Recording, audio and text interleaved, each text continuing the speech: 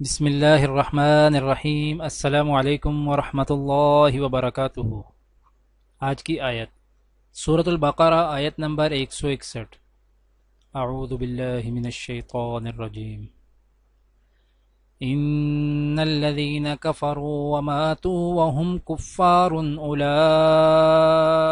علیہم لعنۃ اللہ والملائکۃ والناس اجمعین۔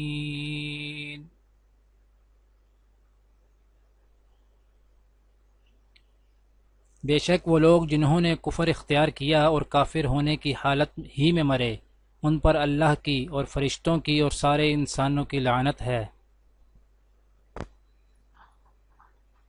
آج کی دعا: ربنا افرغ علینا صبرا وثبت اقدامنا وانصرنا علی القوم الکافرین۔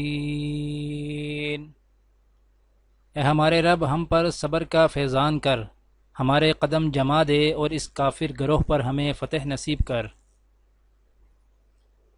آج کی حدیث: رسول اللہ صلی اللہ علیہ وآلہ وسلم رات کو ایک سفر میں جا رہے تھے۔ عمر بن خطاب رضی اللہ تعالیٰ عنہ بھی آپ کے ساتھ تھے۔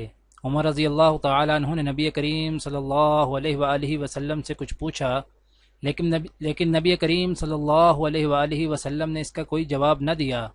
عمر رضی اللہ تعالیٰ عنہ نے پھر پوچھا، آپ نے پھر کوئی جواب نہیں دیا۔ تیسری مرتبہ پھر پوچھا، اور جب اس مرتبہ بھی کوئی جواب نہیں دیا تو عمر رضی اللہ تعالیٰ عنہ نے اپنے آپ کو کہا، تیری ماں تجھ پہ روئے۔ تو نے نبی کریم صلی اللہ علیہ وآلہ وسلم سے 3 مرتبہ عاجزی سے سوال کیا، اور نبی کریم صلی اللہ علیہ وآلہ وسلم نے کسی مرتبہ بھی جواب نہیں دیا۔ عمر رضی اللہ تعالیٰ عنہ نے بیان کیا کہ پھر میں نے اپنی اونٹنی کو دوڑایا اور لوگوں سے آگے ہو گیا، آپ کے برابر چلنا چھوڑ دیا۔ مجھے خوف تھا کہ کہیں اس حرکت پر میرے بارے میں کوئی آیت نازل نہ ہو جائے۔ ابھی تھوڑا ہی وقت گزرا تھا کہ میں نے ایک پکارنے والے کو سنا جو پکار رہا تھا۔ عمر رضی اللہ تعالیٰ عنہ نے بیان کیا کہ میں نے سوچا مجھے تو خوف تھا ہی کہ میرے بارے میں کچھ وحی نازل ہو گئی ہوگی۔ عمر رضی اللہ تعالیٰ عنہ نے بیان کیا، چنانچہ میں نے رسول اللہ صلی اللہ علیہ وآلہ وسلم کی خدمت میں آیا اور میں نے آپ کو سلام کیا۔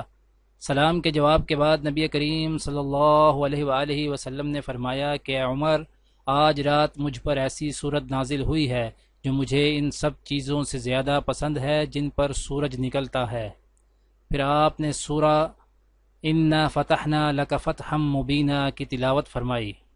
دعا ہے کہ اللہ تعالی دنیا اور آخرت کی تمام بھلائیاں عطا کرے، عمل کی توفیق دے۔ سبحان ربک رب العزت عما یصفون وسلام علی المرسلین والحمد للہ رب العالمین، آمین۔